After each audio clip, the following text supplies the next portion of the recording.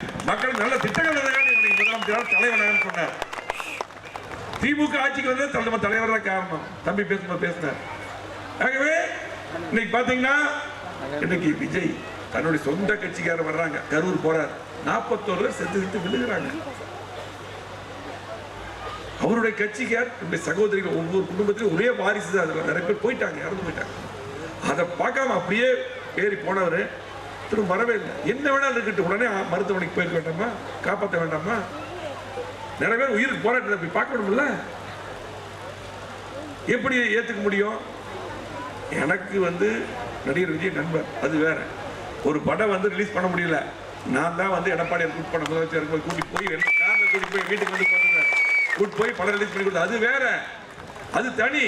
ஆனால் மக்களுக்கு இன்னைக்கு தலைவன் சொல்லிட்டு வரும்பொழுது மக்கள் உயிரினை காப்பாற்றணும். சொந்த கட்சிக்காரன் இன்னைக்கு பார்க்கல, எப்படி சரியா இருக்கும்? ஆகவே சிந்தித்து பாருங்க. யாருக்கு ஓட்டு போட்டாலும் அது செல்லாத ஓட்டு நாளைக்கு நமக்கு பெரிய ஆபத்தா முடிஞ்சிடும். திமுக அவர்கள் மட்டும் இன்னும் 2 வருஷம் உயிரோடு இருந்தாங்கன்னா இலங்கையில தனியில் அமைஞ்சிருக்கும். யாரு நிறைய பேர் பல கட்சிக்கு போற திமுக போன வேலை திரும்பி வர்றாங்க. இங்க இருக்கிற மரியாதை எங்கேயுமே இருக்காது.